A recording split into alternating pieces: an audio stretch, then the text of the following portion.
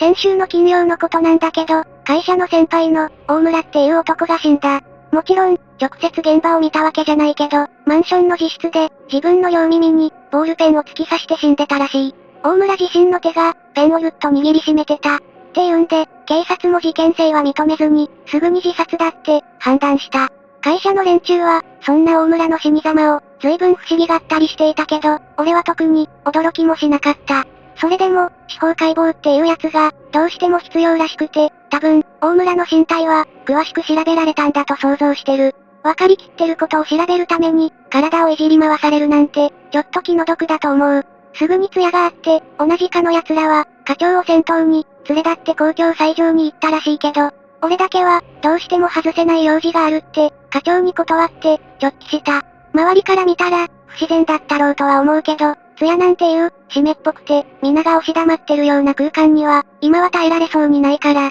大村と俺とは、先輩後輩っていうこととは、あまり関係なく、仲が良かった。お互いに、相手のマンションの所在地を知ってたって書けば、どの程度の仲だったかは、伝わるかなと思う。3週間くらい前のあの日も、大村が、会社帰りに俺の部屋に遊びに来てた。俺らは、缶ビールを飲みながら、同僚の陰口ばかり叩いてた。二人とも、酒を飲むときは会話だけを楽しみたいってタイプだったから、テレビもつけてなかったし、音楽を流したりもしてなかった。我ながら、暗いとは思うけど、そのうちに、買い溜めてあったビールが尽きた。俺は、アルコールがなくても、会話が楽しければ良いと思ってたんだけど、大村はそれじゃダメみたいだった。すぐに買いに行こうって言い出す。渋々ながらも、大村を連れてマンションを出て、近所のスーパーに、買い出しに行った。店に入るとすぐに、大村が、おい、なんだよ、あれってニヤニヤしながら聞いてきた。指さす先を見ると、ボサボサの髪を、腰まで垂らした女が、買い物カゴをぶら下げて、野菜を選んでた。別に何の変哲もない、よくある光景だ。ただ一つ変わってるとしたら、女が、大声で笑ってることだけ。レタスを手に取りながら、いひゃっていひゃっていひゃって笑ってるだけ。それすらも、俺にしてみればやっぱり、何の変哲もない、よくある光景だ。ああ、あれ。笑い女だよ。説明しとくと、笑い女は、近所では有名な人物。パッと見にはごく普通の、若い女で、取り立てて、どうこう言うべきところもない。確かに、腰まである髪は傷み切っていて、ボサボサだけど、そんな女、どこに行ったっていると思う。ただ、笑い女の変わっているところは、その呼び名通りに、いつでも笑っているところ。いひゃっていひゃっていひゃっていう、何かから空気が漏れるような。それでいて、ちょっと湿った感じの、独特な笑い声をまき散らして、口の端から、よだれを垂らしてる。だからみんな、笑い女とか、レジ打ちのおばちゃんも、お笑いさん、とか呼んでる。ただそれだけの存在だ。気違い風でもあるけど、笑い声さえ気にしなければ、誰に迷惑をかけるわけでもないから、周りはあんまり気にしない。気にしたとしても、嫌なものを見たって、ちょっとの間思うだけで、すぐに見て見ぬふりをする。今になって思えば、その時の大村は、かなり酔っていたんだと思う。ちょっと、からかってくるわ、とか言って、笑い女に近寄っていった。俺も、酔っていたんだと思う。何しろ、大村のことを、止めようとはしなかったから。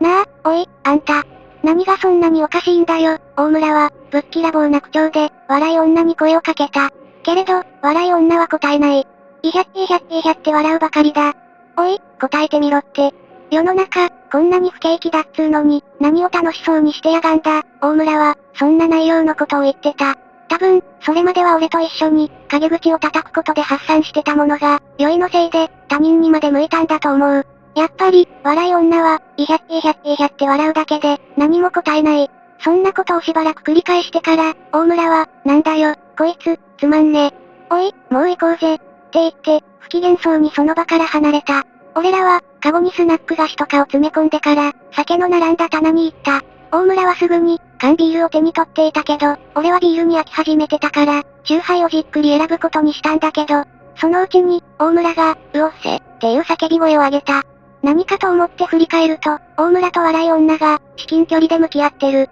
例の、いひゃっていひゃっていひゃっていう声と一緒に、女の口から、大村の顔に、唾が飛んでるのが見えた。それから、大村が両手を突き出して、笑い女を押し倒すまでは、一瞬だった。笑い女は、ふらふらっと倒れて、ペタンと尻餅をついて、それでも、いひゃっていひゃっていひゃって、笑い続けてた。買い物客とか、店員とかが、遠巻きに二人を眺めてて、俺も気まずくなってきたから、適当にチューハイを選んで、大村と一緒に、そそくさと会計を済ませた。笑い女に謝ろうかとも思ったけど、事情がよくわからないし俺が謝るのも、変な気もして、やめておいた。何があったのか聞くと、大村が言うには、お前が酒選んでるの眺めて、ぼーっとしてたら、耳元で、気持ち悪い笑い声が聞こえた。驚いて振り返ったら、すぐ目の前にあの女の顔があった。それで、気味が悪かったから、とっさに突き飛ばしたっていうことらしい。それから、よく見たらあいつ、って何か付け加えかけたんだけど、途中で口ごもって、最後まで聞かせてくれなかった。部屋に帰ってから、また二人で飲み始めた。でも、大村はさっきのことで罰が悪いのか、元気がなくて、ふとした拍子に会話が途切れて、お互いに黙ってしまうようなことが多くなった。そんな感じで会話が途切れると、大村はキョロキョロと、視線を動かしたりする。そのうちに、何かゲームやろうぜ、って大村が言い出した。こいつがゲームで遊びたがるなんて珍しいなぁ、とは思いつつも、無双3で遊んだ。二人とも、すぐに熱中しだして、大村も、いつも通りの元気な感じになってきた。そうしてるうちに、バスがなくなるっていう時間になって、大村は帰っていった。この時の俺は、スーパーでのことなんか、完全に忘れてたと思う。次の日から、大村の行動がおかしくなり始めた。まず、やたらとウォークマンで、音楽を聴くようになった。別に、それ自体はおかしなことではないけど、出勤途中に顔を合わせて、こっちから声をかけても、軽く手を上げるだけで、イヤホンを外そうとしない。近寄ってみると、ものすごい大音量で聞いてるみたいで、やたらと音漏れしてた。ちょっと感じ悪いなと思ったけど、その時は別に、何も言わないでおいた。それが、昼休みにまで音楽を聴くようになった。昼飯に誘おうとしても、大村はそそくさと、イヤホンをつけて、一人でどこかに行ってしまう。挙句、仕事中にまでイヤホンを外さなくなった。さすがにこれはおかしいと思っていたら、大村よりもさらに上の先輩が、大村を怒鳴りつけた。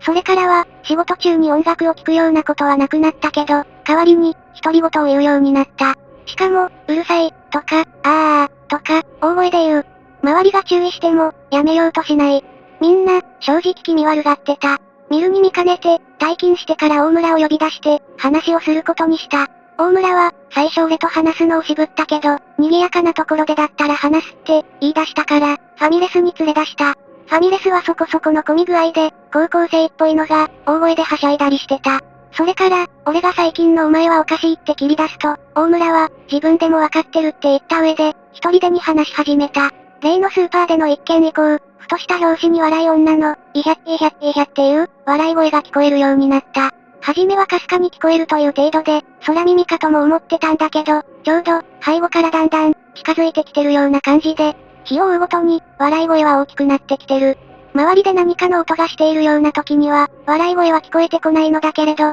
ふと、無音状態になると、イヒャッイヒャッイヒャッが、聞こえてくる。今では、少しくらいあたりが騒がしくても、それ以上のボリュームで笑い声が聞こえてくることもある。何より辛いのは夜中で、寝ようと思って電気を消すと、部屋中に鳴り響くような勢いで、笑い声が襲ってくるので、とてもじゃないけど、寝つくことなんてできない。実際には、話してる途中でいきなり、大声を出したり、あいつが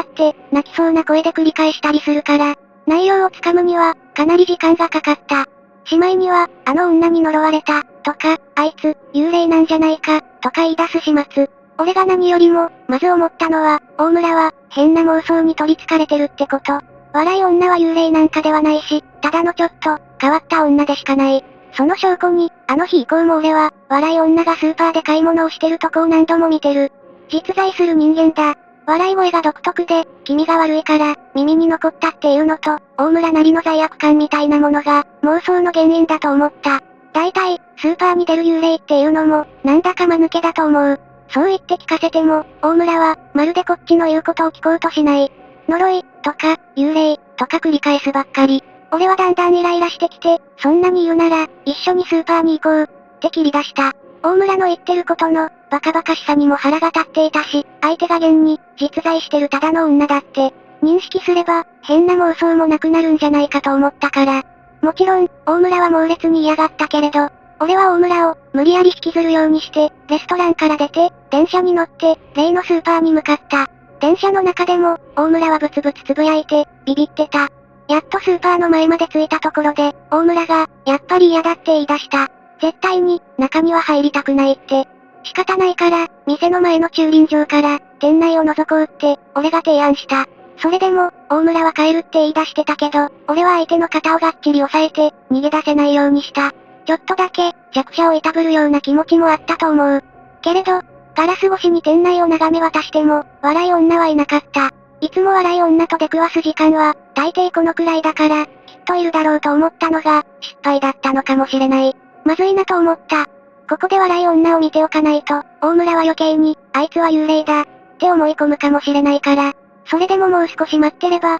いつものように買い物に現れるかもしれないって、俺は粘った。そのうちに、大村が、両耳を塞いで、ガタガタ震え出した。聞こえるよー、聞こえるよーって、子供が泣きじゃくってるみたいな調子で、鼻水を垂らして言う。やっぱ呪われたんだよーって。でも俺は、それが笑い女の呪いなんかで聞こえてるわけじゃないって、はっきり気づいてた。なぜなら、イヒャッイヒャッイヒャっていう笑い声は、大村だけじゃなくて、俺にも聞こえてたから。首だけを横に向けて、振り返ると、俺に肩を掴まれた大村の真後ろに、笑い女が立ってた。イヒャッイヒャッイヒャって笑いながら、よだれを垂らしてる。俺は、大村が絶対に後ろを振り向かないように、肩を押さえる手に、力を込めた。ただでさえ笑い女を怖がってる大村が、こんな至近距離で、当の本人と向かい合うのは、絶対にまずい。少しすると、笑い女は、スーパーとは逆の方向に、笑いながら去っていった。立ち去り際に、笑い女の顔が、俺の方を向いた。俺はそれまで、笑い女を遠巻きに見たことはあっても、あんな至近距離で、真正面から見るのは、初めてだった。口はにんまり開かれてるのに、ボサボサの髪の中でこっちを向いてる目は、全然笑ってない。でも、怖いと思ったのはそんなことじゃなくて、笑い女の口、そのものだった。よだれが唇の端で泡になってる、笑い女の口には、歯がなかった。それから後、俺は随分自分勝手なことをしたと思う。何も知らずに、まだ震えてる大村を、無理やりバスに乗せて、一人で帰らせた。もう、その時の俺にとって、大村の妄想とかは、どうでもよかった。ただただ自分が見たものの気味悪さが恐ろしくて、早く、自分の部屋に帰りたいっていう一心だった。その日以来、大村は会社に出てこなくなった。最初はみんな、あいつ、この年末にサボりかよ、とか言ってたけど、あまりにも無断欠勤が続いたから、いくらなんでもこれはおかしいって、話になった。そのうちに、大村が死んだってことが分かったのが、先週の金曜。今となっては、大村も気づいていたのかはわからないけど、俺にははっきり分かってることが、一つだけある。笑い女の、イヒャッイヒャッイヒャってのは、笑い声、なんかじゃない。よく、聞くと、いた、いた、いた、って言ってる。